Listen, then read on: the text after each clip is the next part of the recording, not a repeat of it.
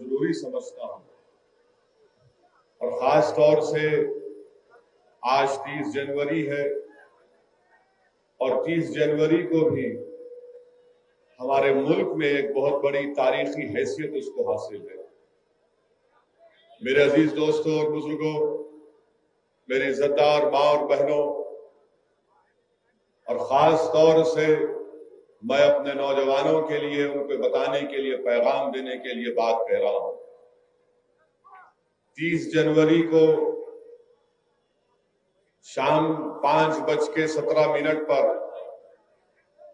1948 में महात्मा गांधी का कत्ल किया गया था और आजाद हिंदुस्तान का अगर कोई सबसे पहला टेररिस्ट था तो उसका नाम नाथूराम गोडसे था। और इसी नाथूराम गोडसे ने नारायण आप्टे के साथ और मुख्तलिफ अपने साथियों के साथ मिलकर, जिसमें कॉन्स्पिरेसी करने में सावरकर भी शामिल थे, इन सब ने साजिश करके महात्मा गांधी का कत्ल किया। और गोडसे ने बिरला हाउस दिल्ली में जब हर शाम महात्मा गांधी मुख्तलिफ मज़ाहिब के लोगों को बिठाकर उनकी मुख्तलिफ मज़ाहिब की किताबों से या उनसे दुआ करवाते थे या उनसे उन किताबों से उनको पढ़ाते थे, तो उस दिन और उससे पहले एक तनाव का माहौल था कि शाम के वक्त में जब कभी भी महात्मा गांधी, जिसको अंग्रेजी में कहते प्रेयर मीटिंग करते, और जब कुरान की तिलावत करने के लिए कोई मुसलमान पढ़ता तो बहुत से लोग उसकी मुखालिफत करते थे, मगर महात्मा गांधी उन मुखालिफत की परवाह नहीं करते थे और कहते थे कि पढ़ो, कुरान भी पढ़ो, दीगर मज़ाहिब की किताबों को भी पढ़ो। तो उस दिन नाथूराम गोडसे ने नारायण आप्टे के साथ मजमे से चीरकर गांधी के सामने आया और गांधी के पैर पड़ा और फौरन अपने पास से एक पिस्टल निकालकर महात्मा गांधी के ऊपर 3 गोलियां बरसा दी और उसी दिन महात्मा गांधी का कत्ल हो गया। मैं नौजवानों के बात इसलिए बताना चाह रहा हूं कि नाथूराम गोडसे ने गांधी को क्यों मारा, गोडसे की सोच और गोडसे की आइडियोलॉजी क्या थी और गोडसे के पीछे कौन लोग थे। मैं सावरकर का नाम इसलिए लिया हूं क्योंकि सुप्रीम कोर्ट के रिटायर्ड चीफ जस्टिस थे कपूर, जस्टिस कपूर कमीशन की रिपोर्ट में ये बात को कहा गया कि सावरकर महात्मा गांधी के कत्ल में कॉन्स्पिरेटर थे और महात्मा गांधी के कत्ल से पहले सावरकर के घर को जाकर गोडसे और आप्टे ने सावरकर से मुलाकात की और सावरकर ने नीचे आकर उनको छोड़कर कहा कि तुम जिस मकसद के लिए जा रहे हो तुमको उसमें कामयाबी मिलेगी। कपूर कमीशन की रिपोर्ट में बात कही गई। और गोडसे ने गांधी को क्यों मारा, क्योंकि गोडसे ये कहता था कि गांधी मुसलमानों की हिमायत करते हैं। गोडसे ने गांधी को इसलिए मारा क्योंकि गोडसे का और उसके साथियों का मानना यह था कि गांधी हिंदुओं के इंटरेस्ट को प्रोटेक्ट नहीं कर रहे और गोडसे ने गांधी के जिस्म में 3 गोलियां दाग दी। नौजवानों याद रखो इस बात को कि गोडसे ने गांधी को कत्ल करने से पहले अपनी खतना भी कराई थी। और नहीं ये सुनिए आप, ये इसलिए किया था कि गोडसे को यकीन था कि जब मजमे में मैं महात्मा गांधी पर गोलियां बरसाऊंगा और लोग मुझे टूट पड़ेंगे और मुझे मारेंगे, और जब मेरे जिस्म के कपड़े उतार कर देखा जाएगा तो हिंदुओं को यकीन हो जाएगा कि देखो एक मुसलमान ने गांधी का कत्ल कर दिया।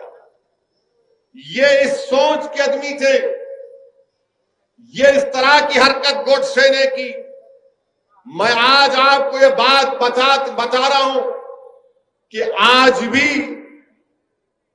सारी दुनिया जानती है कि अगर उस वक्त की कांग्रेस की हुकूमत सही गांधी के असैसिनेशन के कत्ल की इन्वेस्टिगेशन करती तो उसी वक्त बड़े बड़े संघ परिवार के लीडर जेल में रहते थे। मगर उस वक्त की कांग्रेस की हुकूमत ने सही इन्वेस्टिगेशन नहीं किया। आज भी गांधी के कत्ल का जो लोग उसमें साजिश रचाए, आज भी वो चेहरे सामने नहीं आते। अच्छा, ये गोडसे और नारायण आप्टे कौन थे? ये नारायण आप्टे एक दीक्षित महाराज के पास गया, दोनों गए, गोडसे और नारायण आप्टे, जाकर कहा कि दीक्षित महाराज, हम निजाम की पैसे लूटेंगे, तुम्हारे पास बड़े बड़े गाड़ियां, हमको बड़े बड़े गाड़ियां दे दो। तो दीक्षित महाराज ने कहा लेकर जाओ, और कई दिन हो गए तो महाराज ने कहा कि बेटा क्या हुआ, बड़ी गाड़ी तो लेकर चले गए, बोले अभी कर रहे।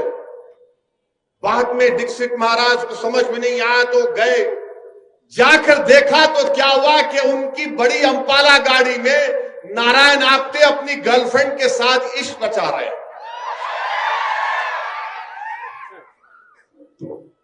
भाई अजय भड़काऊ भाषण हो रहा, बीच में नहीं आ रहा।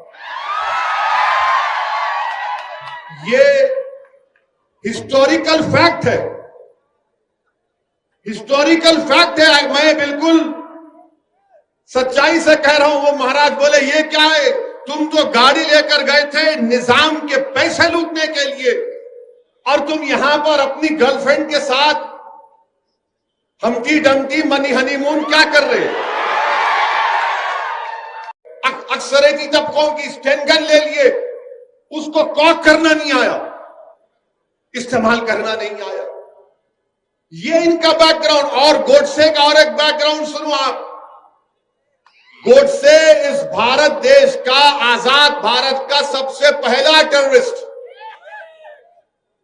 और गोडसे जब पैदा हुए तो उनके मां बाप ने उनके नाक में नाक की बाली डाली और कई साल तक उनको बच्चियों के कपड़े पहनाए, क्योंकि उनसे पहले कई बच्चे होते थे, इंतकाल हो जाता था।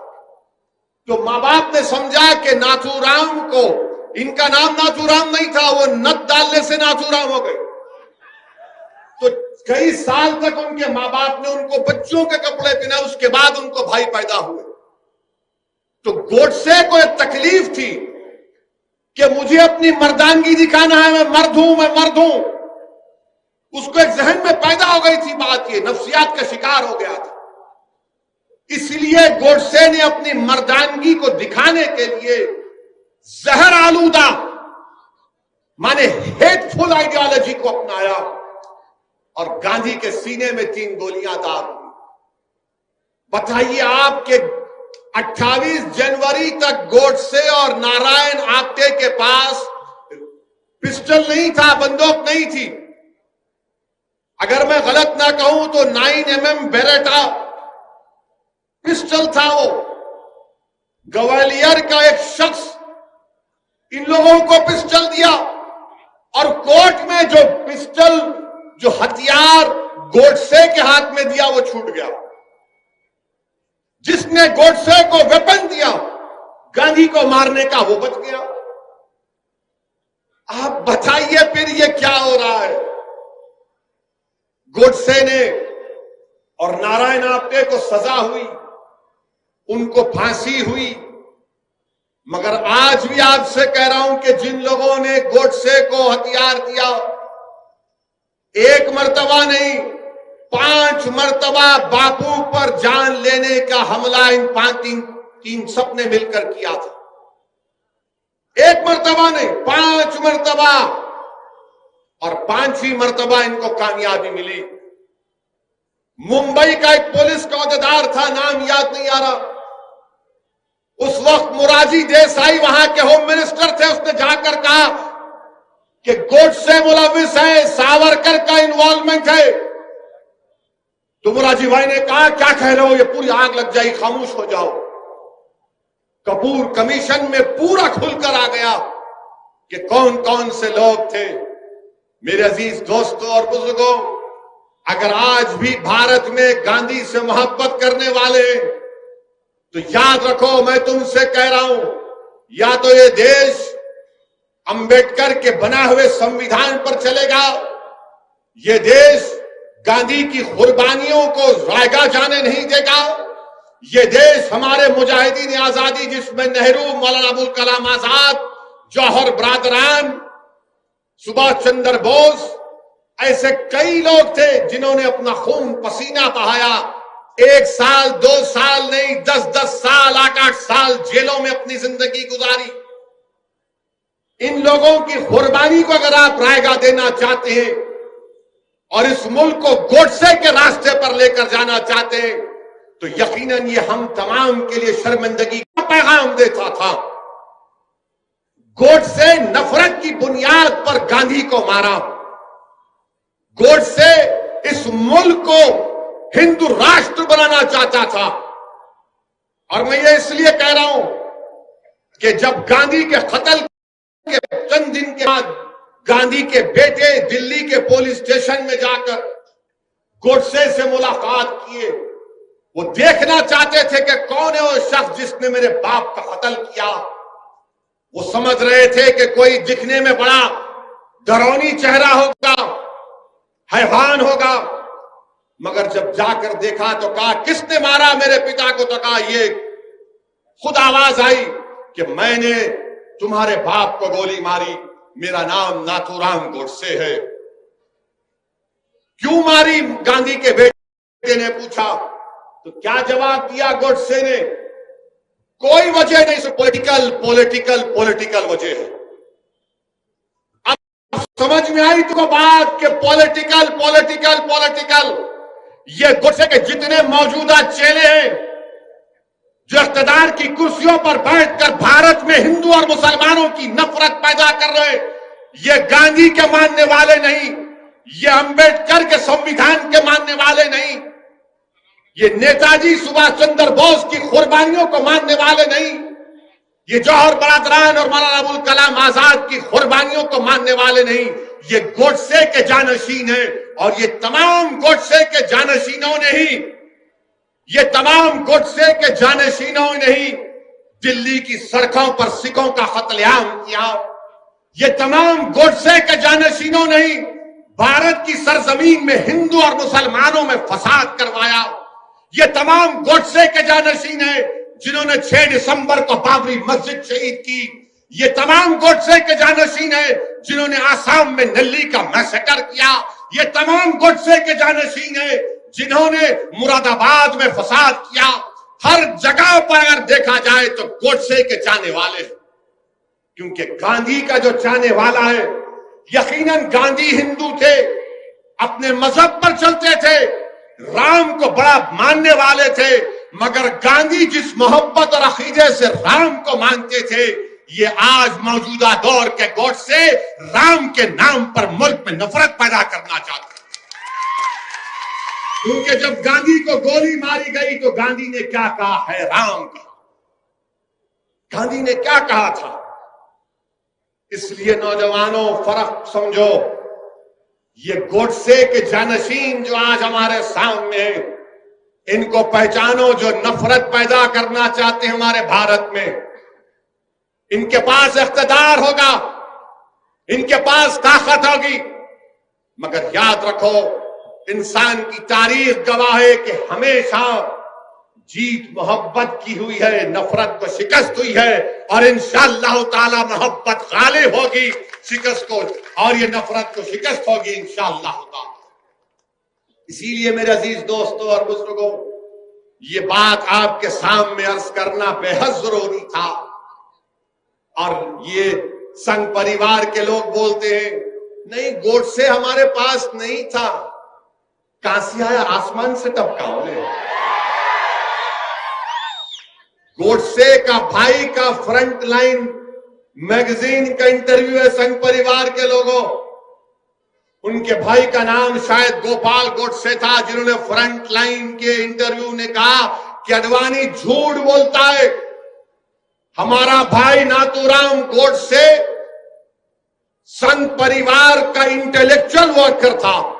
हम बचपने से आरएसएस से वाबस्ता थे। और आप कहते नहीं नहीं, अरे कितना नहीं नहीं बोलेंगे, हर चीज तुम्हारी सामने है।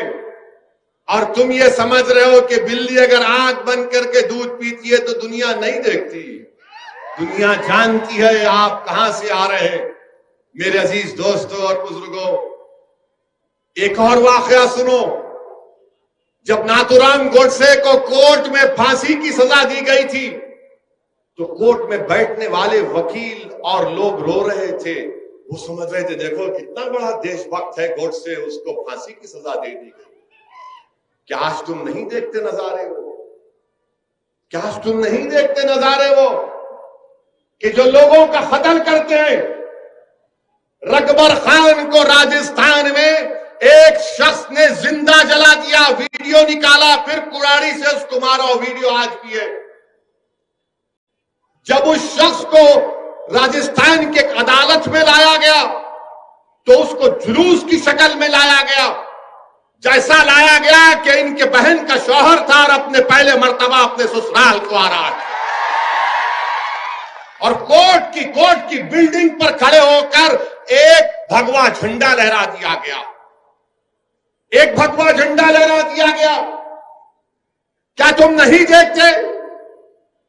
क्या तुमने नहीं देखा, हमारी आंखों ने नहीं देखा कि जब झारखंड में एक शख्स को 20 रोड पर मारा गया पकड़कर, सिर्फ इस झूठे इल्जाम पर कि उसके पास गोश्त निकला। अदालत ने उन मुल्जिमीन को कातिल करार दिया। हाई कोर्ट से बेल हुई तो एक मरकजी वजीर उन कातिलों का खैर मुकद्दम करते फूल का हार पहनाकर। क्या तुम्हारी आंखों ने नहीं देखा कि जब अखलाक को मार दिया गया और अखलाक के मारने वाले के कि उसकी मौत हुई तो सिटिंग मिनिस्टर जाकर उसके जनाजे पर फूल चढ़ाता है? क्या तुम्हारी आंखों ने नहीं देखा कि भारत में जुलूस निकाले गए कि देश के गद्दारों को गोली मारो फुला फुला? मेरे अजीज दोस्तों और बुजुर्गों, इसीलिए मैं कह रहा हूं, इस देश को अगर बचाना है तो गोडसे के जानशीनों से बचाना है। इस भारत को अगर बचाना है तो गोडसे की नफरत की आइडियोलॉजी से बचाना है। और मैं आज देखा टीवी पर हमारे मुल्क के वजीर आजम प्रधानमंत्री बापू को खराजी अकीदत पेश करते राजघाट जाकर। क्या हमारे मुल्क के वजीर आजम को नहीं मालूम कि जस्टिस कपूर कमीशन की इंक्वायरी ऑफ रिपोर्ट में बात कही गई कि सावरकर को कॉन्स्पिरेटर थे? बताओ क्या यह झूठ है या सच है? आप गांधी को भी खराज अकीदत पेश करेंगे और सावरकर को भी अपना हीरो मानेंगे? अरे ये कैसा मुमकिन है? दो समंदर के किनारे कभी एक नहीं हो सकते। मगर ये काम आज बीजेपी और संघ परिवार आपके सामने देख लो। आप मेरे अजीज दोस्तों और बुजुर्गों, ये बात आपको समझना बेहद जरूरी है, क्योंकि अगर हमको इस मुल्क को बचाना है तो नफरत की आग को बुझाना पड़ेगा। ये नफरत की आग इस मुल्क को कमजोर करके रख देगी। और लोग कहते हैं, मुझसे एक मीडिया के लोगों ने सवाल किया कि 26 जनवरी के दिन जो कुछ लाल किले में हुआ वो शेमफुल डे था। मैंने कहा बिल्कुल सही है, नहीं होना था। हम हर तशद्दुद की और वायलेंस को कंडेम करते हैं। मगर मैंने पूछा कि क्या 1960 के दहे में जब दिल्ली के पार्लियामेंट पर तमाम लोग आकर हमला किए थे कि गाय कशी के खिलाफ कानून बनाओ, हिंदी को जबान बनाओ, तो क्या वो शेमफुल डे नहीं था? तो उस मीडिया के जिम्मेदार ने कहा, आपको याद है? बोला, बहुत याद है, हमको बाबा आदम से लेकर अब तक पूरी तारीख याद है। मैंने कहा, इस दिल्ली की सड़कों पर सिखों को उनके जिंदा सिखों के गलों में जलते हुए टायर डाले गए। एक कांग्रेस का बड़ा लीडर रिकाबगंज की गुरुद्वारा के सामने ठहर कर सिखों का कत्ल करवाया, वो मिनिस्टर बन गया किसी रियासत का। क्या वो शेमफुल डे नहीं था? बाबरी मस्जिद को शहीद करना शेमफुल डे नहीं था, जिसको सुप्रीम कोर्ट ने कह दिया शेमफुल डे था। जहां आपको सूट करेगा शेमफुल, और जहां आपको नहीं सूट करेगा बोलेंगे ये हमारा फुला दिवस है। मेरे दोस्तों और बुजुर्गों, ये हमारे मुल्क की मौजूदा राजनीति है। ये जलसा मजलिस इत्तेहादुल मुस्लिमीन के का एक कन्वेंशन के तौर पर जनाब अब्दुल रहीम साहब की जेर क़यादत ये जलसा रखा गया। मैं गुलबर्गे को इसलिए आया हूं कि आप तमाम से अपील करने के लिए कि आप मजलिस इत्तेहादुल मुस्लिमीन को मजबूत करिए। मैं आपके पास इसलिए आया हूं कि आपके सफों से किसी को यहां पर आप ही अपना एक कायद बनाइए, अपना लीडर बनाइए, जो कर्नाटका की असेंबली में जाकर बेबाक तरीके से आपके मसाइल की तर्जुमानी कर सके। मैं यहां पर इसलिए नहीं आया हूं कि अपने आप को लीडर बनाने के लिए, मैं यहां पर इसलिए आया हूं कि जो पॉलिटिकल वैक्यूम पैदा हो गया मरहूम खमरुल इस्लाम साहब के इंतकाल की वजह से, उस पॉलिटिकल वैक्यूम को आपको फिल करना है, उस कमी को आपको पूरा करना है, मुझे नहीं आपको करना है। मैं बस इसलिए आया हूं कि आपको याद दिलाने के लिए ये वैक्यूम है, इस वैक्यूम को पूरा करो। इस पॉलिटिकल वैक्यूम को आपको पूरा करना है। पूरी कर्नाटका की आवाम, कर्नाटका की अक़लियतें, कर्नाटका के दलित, कर्नाटका की मजलूम आवाम, कर्नाटका के गयूर नौजवान आज ये देखना चाहते हैं कि जिस तरह 1978 में इसी गुलबर्गा शहर में एक नई सियासी तारीख आपने रकम की थी, आज असदुद्दीन ओवैसी आपके पास आकर गुजारिश करने आया है कि 2021 में हमारे बुजुर्गों ने 1978 में जो तारीख रकम की थी, नौजवानों तुमको आज वो तारीख गुलबर्गा में दोहराना है, और इंशाअल्लाह ताला मैं तुम्हारा साथ ठहराऊंगा और हम उस तारीख को दोहराएंगे गुलबर्गे में। ये काम आपको और हमको मिलकर करना है। मजलिस पर इल्जाम तो बहुत लगते हैं, हर इल्जाम मजलिस पर ही लगता है। हम इलेक्शन लड़ने जा रहे बंगाल को, तो ये बैंड बाजा की पार्टी, जिसको कभी कांग्रेस पार्टी भी कहा जाता था, ये लोग शुरू हो गए। देखो बी टीम आ गई। अच्छा, उन्हों काफी नहीं थे तो ममता बनर्जी भी शुरू हो गई। ओवैसी ये, ओवैसी वो। अरे भाई, आखिर मैं ही मिला क्या? तुम लोगों को कोई और नहीं है भारत में? बी टीम, सी टीम, वो फुला टीम। अरे आप क्या किए बताओ? कौन सा कारनामा अंजाम दिए? कर्नाटका में कांग्रेस के एमएलए कूद के जाकर बीजेपी में चले गए। मेरे से पूछ के गए थे, मेरे से बात करके गए थे, या इलियास बागवान साहब के पास आकर बैठे, जरा बाग में केला खिलाओ, हम तुम्हारे साथ चलते। या अब्दुल रहीम के पास जाके बोले थोड़ा मिर्ची लगा दे, हम दौड़ते। पूरे के पूरे भाग गए। अरे पतली गली पकड़ के भाग रहे, तुमको भागने वाला नजर नहीं आ रहा, तुमको एक ही मर्द नजर आ रहा। अल्हम्दुलिल्लाह, तुम्हारे लोग भाग गए, भाग के रिजाइन करके जीत भी गए, मिनिस्टर भी बन गए, और आपको कोई नजर नहीं आ रहा। अरे हिम्मत है तो बोलो ना उनको। उनको नहीं बोलते पैसा लिया बीजेपी से, ना ममता बोलती ना कांग्रेस बोलती। जहां बात आती मुसलमान की तो पैसे की बात आ जाती। बताओ, ये तुम्हारी फिरका परस्ती है, ये तुम्हारी घटिया सोच है कि जहां पर ओवैसी का नाम आया तो बी टीम, और जहां पर तुम्हारी पार्टी का आदमी भाग गया तो बोलते नहीं, भटकते होंगे, वापिस आ जाता उन्हें। फिर मीडिया वाले पूछते ओवैसी, अरे नहीं नहीं, उन्हें तो पूरा उनका ही है। मैं किसी का नहीं हूं, ना कभी किसी का रहूंगा। इंशाअल्लाह ताला मैं तुम्हारा था और तुम्हारा ही रहूंगा इंशाअल्लाह ताला। असदुद्दीन ओवैसी का तारुफ यह है, सुनो, मैं किसी तारीफ का मोहताज नहीं हूं। मैं पाक रसूल मोहम्मद सल्लल्लाहु अलैहि वसल्लम के दर का कुत्ता हूं, ये मेरी तारीफ और तारुफ है।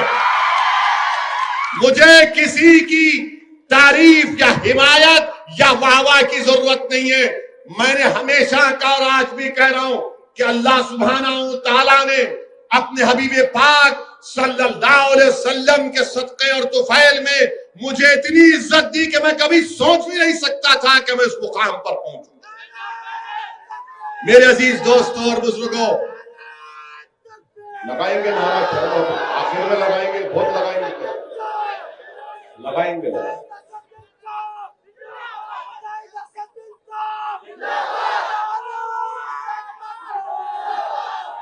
अरे मेरे शेर मेरे साथ नारा लगा, नारे तकबीर, नारे तकबीर। अब एक और नारा लगाना है, वो किसानों तक जाना, लड़ रहे मोदी के खिलाफ सिंगूर बॉर्डर पर। मेरे शेरों, लगाएंगे नारा आप, तो लगाओ, हिंदुस्तान, भारत, भारत। जरा जोर से पुकारो, ऐसा नहीं होता अभी से तुम हाँ हाँ कर रहे, हाँ पड़ेगा, पूरी ताकत के साथ पूरा हिल जाना। भारत, भारत का किसान, भारत का किसान, भारत का किसान। ये मजा नहीं आता कांग्रेस दूसरी पार्टियों में, अपने पास ही चलता है। मिर्ची है ना यहाँ पर, मजलिस से मुखालिफत। हम बिहार में इलेक्शन लड़े, बिहार में इलेक्शन 20 सीट पर लड़े, 20 सीट पर हम इलेक्शन लड़े। अच्छा, पहले बिहार से पहले कर्नाटका पे असेंबली के इलेक्शन में हम कुमारस्वामी और देवेगौड़ा साहब की तायीद करें। ये हमारे को नहीं मालूम था तायीद करे। जब उन्होंने सीएम बन रहे थे, मैं मुल्क से बाहर था, उम्रा करने जा रहा था। बोले आप आओ, मेरा मैं नहीं आता। बोले क्यों नहीं आते? मेरा मैं डाइस पे नहीं खड़े रहता, एक से एक हमा किस्म के लोग बैठे, मैं नहीं आ सकता। और आप बहुत बड़ी गलती कर रहे कुमारस्वामी, कांग्रेस के साथ जाकर आप पछताएंगे, याद रखना। गए, मगर आप देखे तो क्या है, कुमारस्वामी भी बीजेपी के साथ हाथ में हाथ पकड़ के रोमांस कर रहे। चेयरमैन हमारे को दे दो, तुम वाइस चेयरमैन। ये कैसा मोहब्बत है रे तुम लोग? एक पे रहना ना, वो भी नहीं। अब चेयरमैन का इलेक्शन है, हमारे को चेयरमैन दे दो, हमारे को वो दे दो। अरे गारत का घड़ा बढ़ता नहीं तुम लोगों का? जो भी हमारे को लाओ लाओ लाओ लाओ लाओ, जो भी है खींच लो। मेरे अजीज दोस्तों और बुजुर्गों, बिहार में 20 सीट पर हम लड़े, 5 पे अल्हम्दुलिल्लाह अल्लाह ने कामयाबी दी। अब बचे जो 15 सीट है, 9 सीट पर आरजेडी, कांग्रेस, सीपीआई, सीपीएम, सीपीएमएलए बनके महागठबंधन बनाए। 9 पे वो जीत गए हमारे खिलाफ, 6 पे नीतीश कुमार और बीजेपी जीती। अच्छा, वो 9 जो जीते, जहां पर हमारे 9 कैंडिडेट थे, उनकी मेजॉरिटी हमारे को वोट मिले, उससे बढ़ के मिले। जो 6 एनडीए जीती, पानी पिला रहे, इतनी हिम्मत तुम्हारी। हम सबको पानी पिला रहे हो, हमारे को बॉटल दे रहे। 6 सीट पे एनडीए जीती, उनका जो टोटल वोट था वो मजलिस के उम्मीदवारों से बढ़ के था। हर कैंडिडेट का, मगर उसके बाद शुरू हो गए देखो उन्हू करे, देखो उन्हू करे। अरे प्यारे, 70 साल से कोई तुम्हारे सामने खड़ा नहीं हुआ था, अब खड़ा हुआ बोलने के लिए, हो मैं खड़ा हूं तुम्हारे को रहूंगा, क्या करते करो तुम। अब क्या किया तुमने बताओ। आज बिहार की सरजमीन पर, सीमांचल की सरजमीन पर, सीमांचल की जनता ने मजलिस इत्तेहादुल मुस्लिमीन को कामयाब किया और वहां की खास तौर से खवातीन से जब जाकर मीडिया के लोग पूछते थे अब की बार किसको वोट देंगे, वो गोल टोपी वाले को दे रहे। मेरे को जब मालूम हुआ, मेरा गोल टोपी तो सबकी गोल रहती, ये बोले नहीं वो गोल टोपी वाला। तो मीडिया के लोगों ने बोला क्यों देंगे, तो हमारी मां और बहन ने कहा कि उसको सत्ता से मोहब्बत नहीं है। ये बात बिल्कुल सही है। हमको इख्तिदार की कुर्सियों पर बैठना हमारा मकसद नहीं है। हमारा मकसद यही है कि दलित मुसलमान से इंसाफ हो। मुझे कोई मिनिस्टर बन के अपनी गाड़ी पे लाल लाइट लगाए टाई टाई करके निकलना नहीं है। मेरा मकसद यह है कि अगर मेरा नुमाइंदा कामयाब होगा तो वो जब ऐवान असेंबली में जाएगा तो गरीबों की आवाज बनेगा, वो मजलूमों की आवाज बनेगा, वो हक के लिए लड़ेगा, ऐवान को हिला के रख देगा। हमको अब तक हम सिर्फ ओहदों के लिए कामयाब करते आए, अब हमको ओहदों की जरूरत नहीं है, मिनिस्टर की बनने की जरूरत नहीं है। हमको बेबाक नुमाइंदे चाहिए जो मुसलमानों के मसाइल को समझे, जो दलितों के इंसाफ के लिए लड़े। ये मजलिस इत्तेहादुल मुस्लिमीन का पैगाम। इसीलिए आज आप देखते हैं कि जहां हम जाते हैं वहां पे शुरू हो जाते। मेरे अजीज दोस्तों और बुजुर्गों, कर्नाटका में इंशाअल्लाह ताला आने वाले बल्दिया के इंतखाबात में, चाहे गुलबर्गा हो, बीजापुर हो, बिदर हो, जहां कहीं भी हम लड़ेंगे इलेक्शन इंशाअल्लाह ताला। इलेक्शन का आगाज बल्दिया के इलेक्शन से होगा। बल्दिया में आप कामयाब करेंगे तो असेंबली में इंशाअल्लाह ताला कामयाबी मिलेगी। असेंबली में कामयाबी मिलेगी तो फिर दिल्ली को आप किसी को अपना रुकने पार्लिमान बनाकर बजाएंगे। लोग कहेंगे सदुद्दीन ओवैसी तुम हमको सपने दिखा रहे हो, तुम हमको ख्वाब दिखा रहे हो। मैं तुमसे कह रहा हूं कि अभी भी कह रहा हूं कि ख्वाब देखना शुरू करो।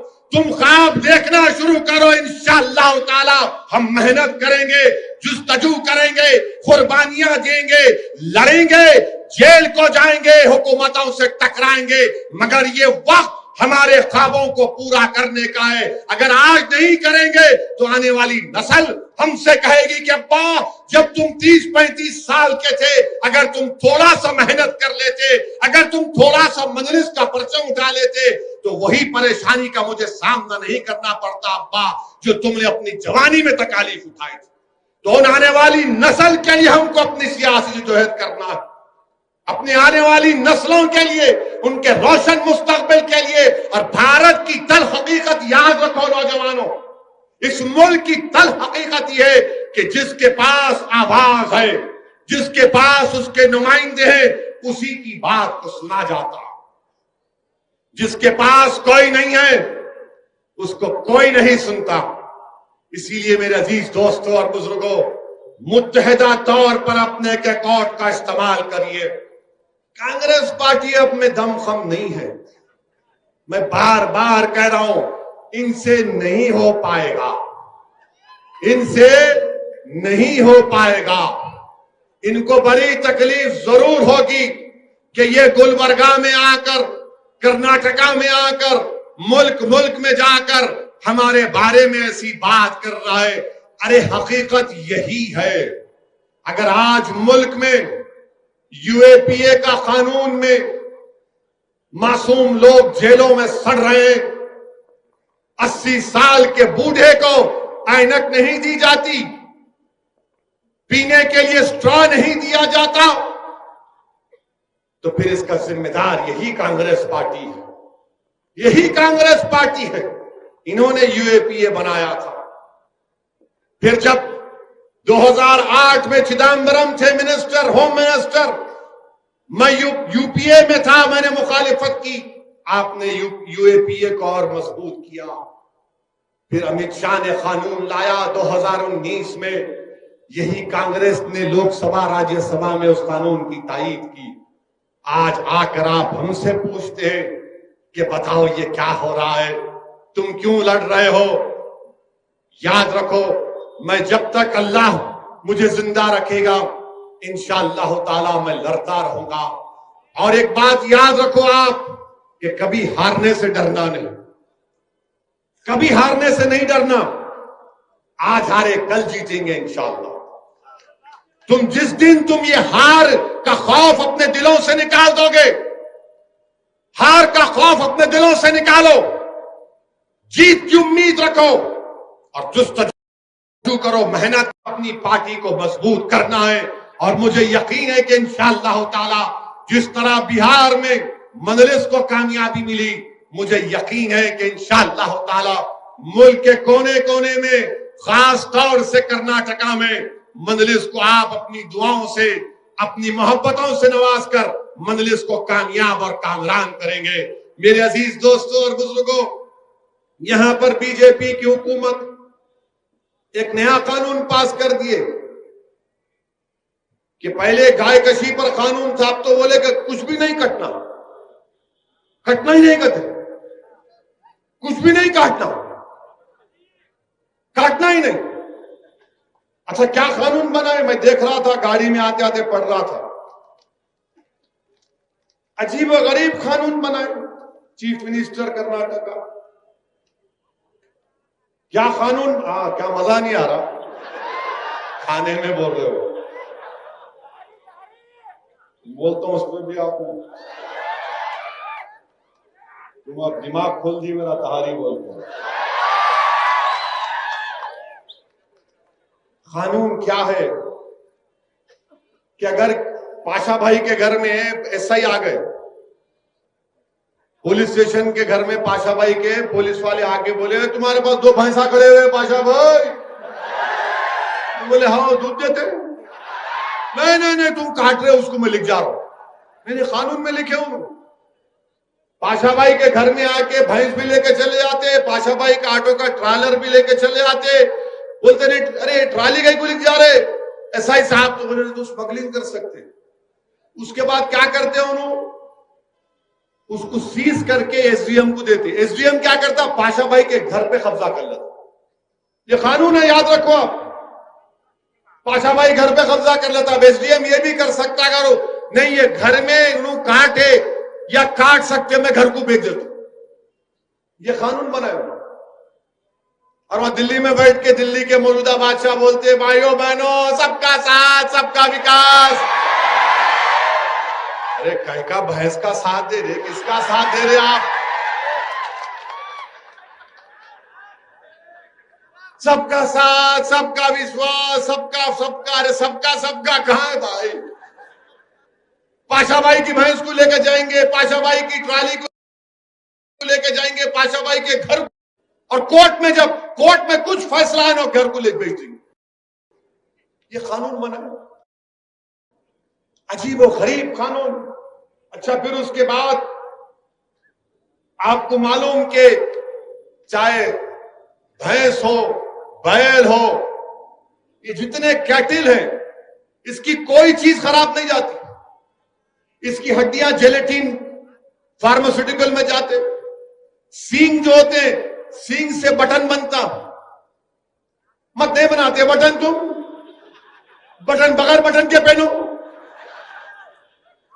हमको बगैर बटन कर रहे, तुम बगैर बटन करो, दिखाओ चलो। उससे सींग से बटन बनता। आपको मालूम कि ये जो हड्डियों की और जेलेटिन की इंडस्ट्री कितनी है? 2000 करोड़ की इंडस्ट्री है ये पूरे मुल्क में। और कर्नाटका के जो बुर्चर एसोसिएशन ने सही कहा कि 40-50 लाख के करीब लोगों का रोजगार बर्बाद हो जाएगा। क्यों कर रहे हैं आप ये? क्या आप नहीं जानते कि ये किसानों का मसला है? क्या करेगा किसान जब भैंस दूध नहीं देगी? क्या करेगा किसान जब गाय दूध नहीं देगी? आप खरीदो ना उन लोगों से, खरीदो उन लोगों से जब गाय और भैंस दूध नहीं देती, खरीदो आप। अब आप देखेंगे कि पूरे छोड़ देंगे, गाय और भैंस को वो किसानों के फसलों को जाकर खा लेंगे। इस तरह बनता वो मुर्गी के चमड़े से बनता, बकरी के चमड़े से बनता। क्रिकेट खेलेंगे मगर तू मटन नहीं खाना। ये क्या बात है भाई मेरे, क्या बात है बताओ आप। एक मजाक बना के रख दिया इस मुल्क में आप। अच्छा फिर आप देखें, हाँ चप्पल भी। अच्छा बात करें कि बीजेपी वाले बोलते क्या ओवैसी संविधान में नहीं लिखा है आर्टिकल 48? प्यारे मेरे कान में फूल नहीं है, मैं भी थोड़ा पढ़ा लिखा हूं। डायरेक्टिव प्रिंसिपल है। आप याद रखो नौजवानों, कहीं डिबेट हुई तो तुम्हारे को बोलो आर्टिकल 48 है, तुम बोलना आर्टिकल 47 पढ़ा तू। अरे जाहिल हौले, पढ़ा नहीं पढ़ा बोल। आर्टिकल 47 क्या बोलता मालूम आपको? भारत का संविधान का आर्टिकल 47 ये बोलता कि हुकूमत की जिम्मेदारी है कि न्यूट्रिशन, ताकत में, बच्चों में, भारत के बाशिंदों में न्यूट्रिशन का इजाफा हो। दूसरा बोलता कि आपकी जिंदगी का मियार उठे। तीसरा ये बोलता कि लोगों की सेहत अच्छी हो। और चौथा आर्टिकल 47 ये बोलता कि साइंटिफिक टेम्परामेंट पैदा हो। आर्टिकल 47 में न्यूट्रिशन। अच्छा आप देखो बाप, कर्नाटका में नेशनल फैमिली हेल्थ सर्वे का चौथा राउंड हुआ। उन्होंने क्या कहा कि शेड्यूल ट्राइब, शेड्यूल कास्ट के खास तौर से इसमें 39% बच्चे स्टंटेड है, यानी जो उनका हाइट होना उससे कम होता। आप बताओ कि गरीबों के, शेड्यूल कास्ट के, शेड्यूल ट्राइब के बच्चों का जो स्टंटेड ग्रोथ है 37%, और अंडर नरिश यानी उनका वजन जो उम्र में रहना नहीं होता वो कितने 40%, और एनीमिया, जिस्म में खून नहीं है 56% कर्नाटका में ऐसे बच्चे जो 6 साल की उम्र को पहुंचे तक एनीमिक होते। अब आप क्या कर रहे हैं इन लोगों? अच्छा आपको मालूम, अगर आप बड़े का कलेजी खा लिए, एक बड़े की खाए कलेजी का भी खाए ना, कितने लोग खाए? हाथ उठाओ। या नहीं खाए? शर्माओ को, खाए तो खाए, कोई चुन नहीं। आपको मालूम एक कलेजी अगर आप खाए तो 1.5 किलो दाल से ज्यादा उस कलेजी में ताकत होती। मैं ये नहीं बोल रहा हूं दाल नहीं खाना, मैं तो बहुत मजे से खाता हूं दाल को। वो इसलिए कि ये साइंटिस्ट ने कह दिया कि कलेजी खाने से iron, zinc, vitamin A, B12, calcium का उसमें बहुत ज्यादा होता। अच्छा मैं हमारे सलीम साहब को बोला था गुलबर्गे में जब दाल की कीमत तो मालूम कर लो। चना दाल 180 रुपए किलो, माशाल्लाह सही है मिर्ची से। मूंग दाल 90 रुपए किलो, मसूरी की दाल वो भी 90, तूर दाल 105 रुपये, और बड़े की कीमत 280 रुपये। 280 कलेजी ला के पका के खा तो गरीब टन टनाटन दौड़ता हूं मैं। गरीब का फायदा होना ना, गरीब का फायदा नहीं होना। मोदी जी बोले नहीं तुम 180 की चना दाल खा रहे, कहां से लाएंगा आप? 15 लाख के 15 पैसे नहीं दिए। अगर 15 लाख देते तो बोलता वही खाता, वो भी नहीं दिया। ये साइंस है, मेरा बोलने का तरीका समझाने के लिए बोल रहा हूं, मगर ये साइंस है। और ये बोल रहे कानून बना रहे आप, हमारे चीफ मिनिस्टर कर्नाटका। अच्छा फिर आप ये भी देख लो भारत में कितने लोग गोश्त का बीफ खाते, बीफ और बफलो। 2011 का सेंसस है 8.35 करोड़ लोग बीफ और बफलो खाते। पूरे गरीबा हैं, दलित, शेड्यूल ट्राइब, शेड्यूल कास्ट, मुसलमान, पूरे गरीबा हैं। कोई बकरे का गोश्त नहीं खा सकता। अपने बच्चों को ताकत दिला, जो लेबर काम करता, एक टाइम का खाना खाता। आप भूखा रख रहे पूरे देश में, पूरा देश गरीबों से भूखा है, आप बोलते मैं डाला ना पैसे। अरे कहां डाले भाई मेरे अजीज दोस्तों और बुजुर्गों। अच्छा, ये लोग बार बार बोलते नहीं नहीं, ये खाली ओवैसी बोलता बड़ा बड़ा Kalyani biryani. Indus Valley civilisation 5000 साल पुराना सिविलाइजेशन, वहां जाकर वहां के एक्सपर्ट्स आसारे कदीमा के खोद के निकाले तो किसकी हड्डियां निकले मालूम पड़े के। 5000 साल पुराना इंडस वैली सिविलाइजेशन, और आप बोलते नहीं करना। हम चीफ मिनिस्टर से इतना बोल रहे कि आप लाखों लोगों को बेरोजगार कर देंगे, और जब गरीब बेरोजगार हो जाएगा, उसके पास काम नहीं होगा, तो वे गरीब क्या करेगा बताओ। जब जानवर नहीं कटेगा, खेतों में जाएगा, किसानों की फसल को खा लेगा। आप खरीदो ना भाई, फिर आप वो भी नहीं ना, कानून बना दिए। अरे प्राइवेसी का सुप्रीम कोर्ट का जजमेंट है, मैं अपने घर में बैठ के क्या खाता हूं, आपको क्या शौक है उसमें झांकने का।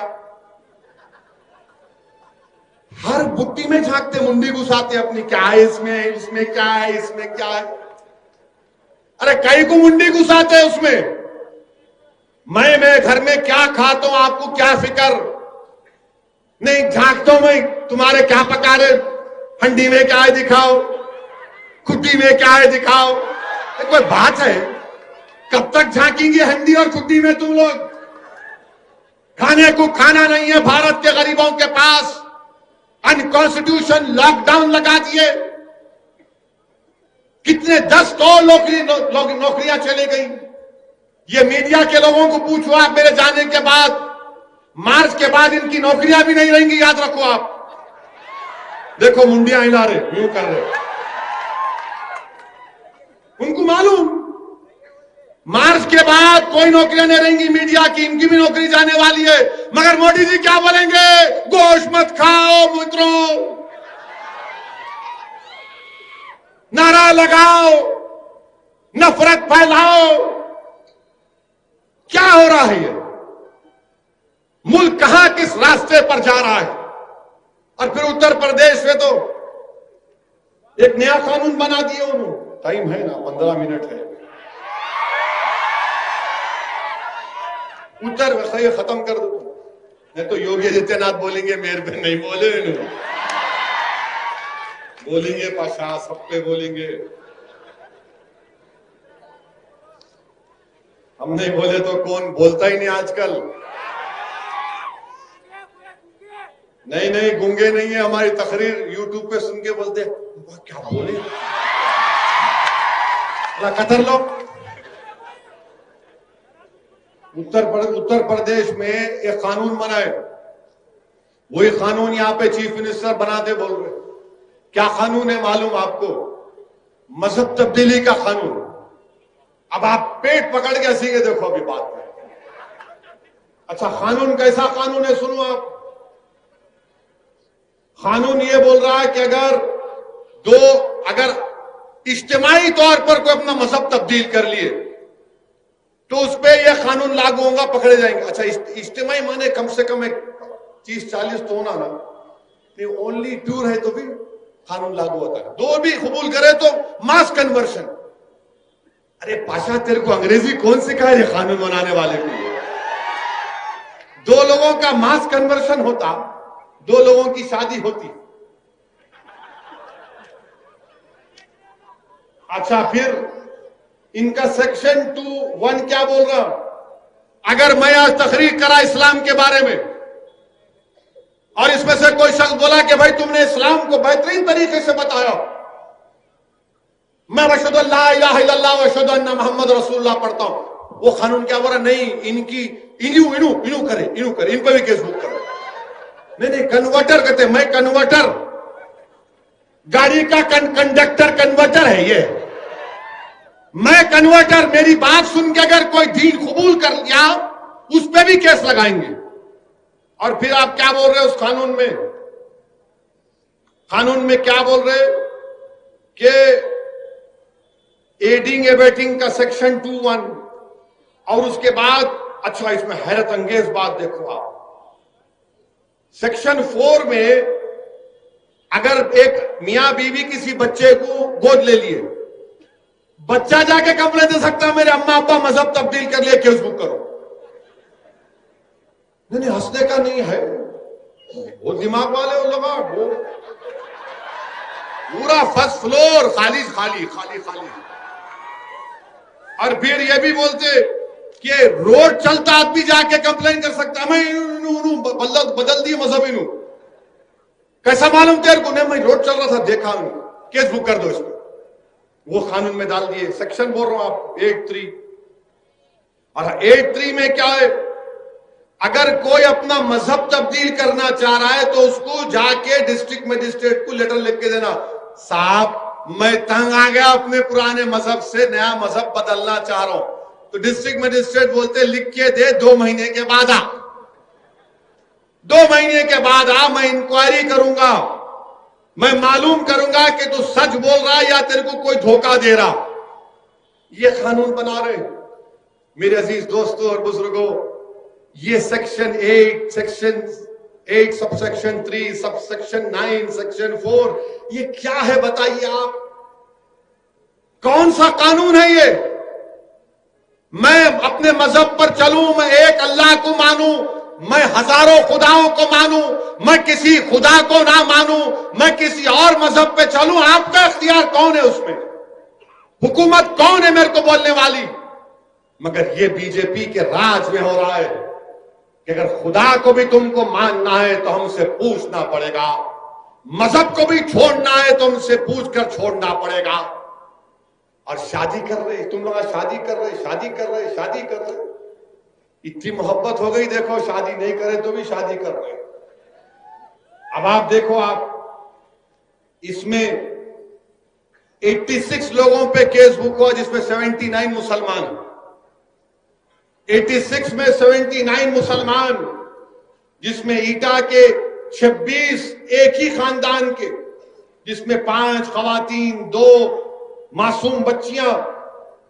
क्यों कि 21 साल की एक बच्ची ने इस्लाम को कबूल किया, उसकी शादी उस बच्चे से नवंबर 17-18 को हुई। वो कानून 1 हफ्ते के बाद आया। जब कानून नहीं है तो कानून में नहीं बुक कर सकते ना। नहीं नहीं नहीं, योगी का कानून है, कोई का कुछ नहीं। हमारे कॉन्स्टिट्यूशन में आर्टिकल 20 सबसेक्शन 1 क्लियरली बोलता, अगर कोई कानून नहीं है तो उस पर केस नहीं बुक हो सकता। मगर इसको बच्चे को जेल में डाल दिया और उसको जेल में रहना पड़ा। और फिर आप हैरत की बात देखेंगे, हैरत की बात, बरेली में 2 मुस्लिम लड़कियां अपना मजहब तब्दील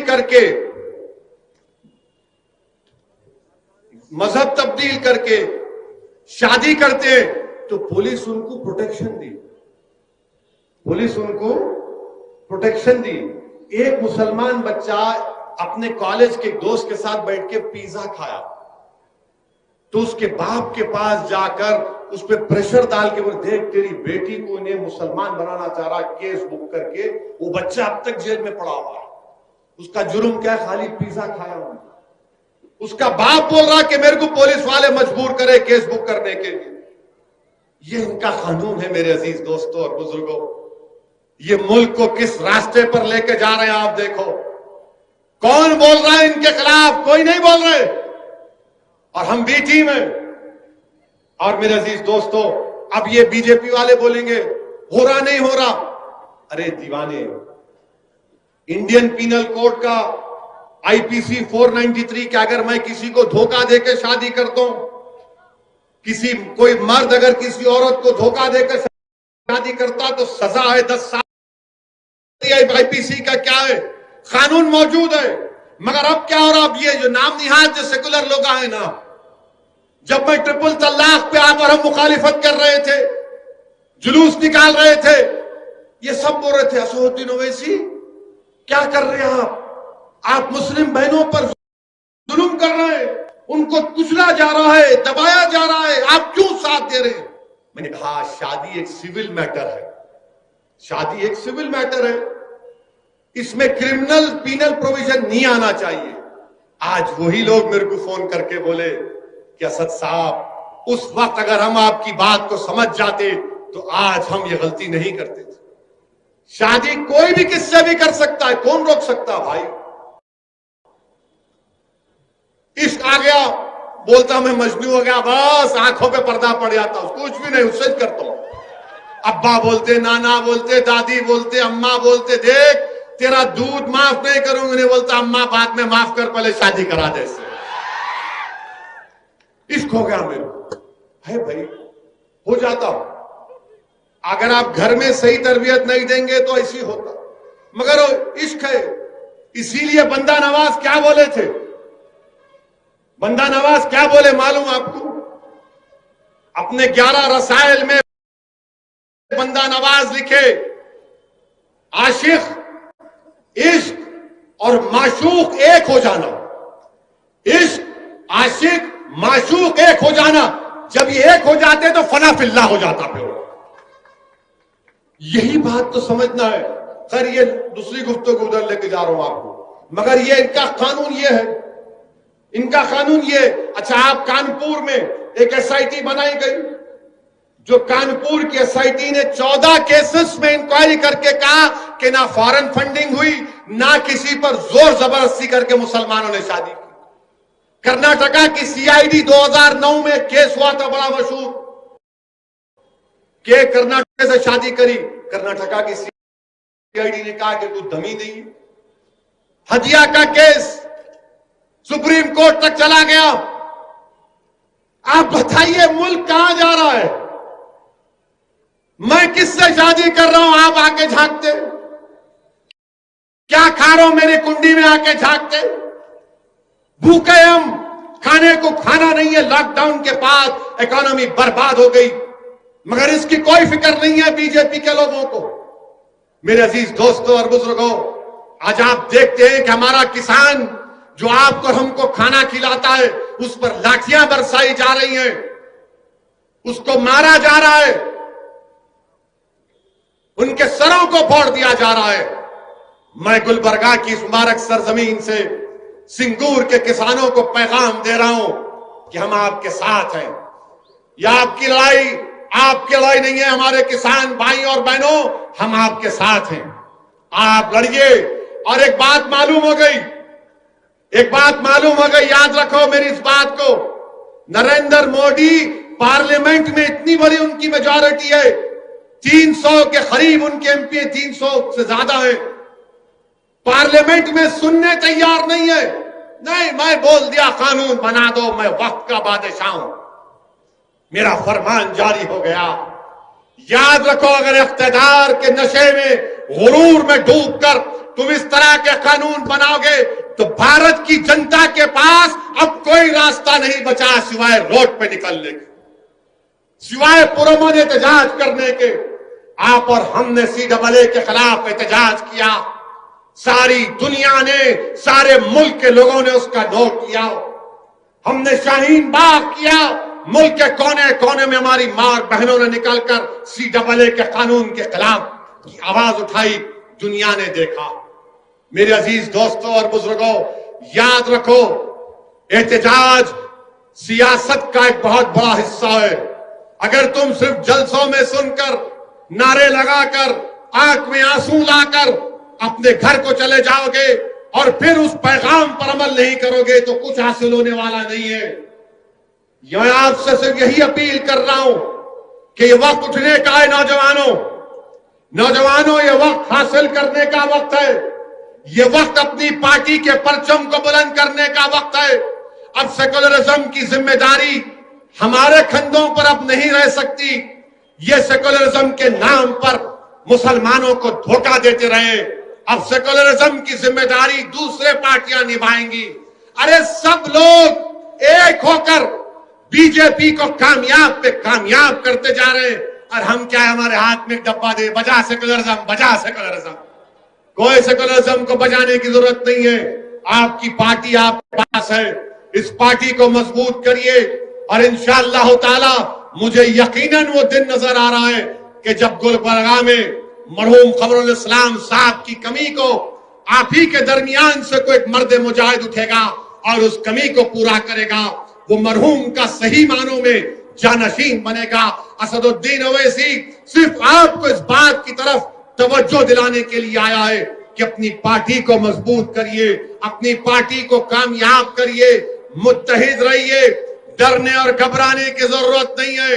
लोग तुमसे आकर डराएंगे, लोग तुमसे आकर लाखों बातें करेंगे। लोग मुझसे पूछते कि तुम्हारे को बहुत से लोग डराते, तुमको लोग क्या क्या नहीं कह देते। मेरे अजीज दोस्तों और बुजुर्गों, याद रखो, किसी शायर ने बड़ा अच्छा कहा था कि शाहों के तकब्बुर से भी दबकर ना रहा मैं।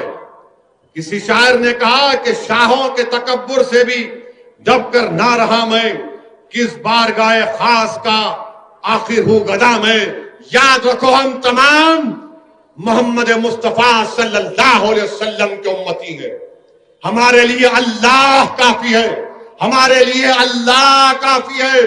अल्लाह जमीन व आसमान का मालिक है, अल्लाह जमीन व आसमान का खालिक है। आसमानों से बारिश बरसाने वाला अल्लाह है, सूरज और चांद को निकालने वाला अल्लाह है। अल्लाह हमारा मुहाफिज है।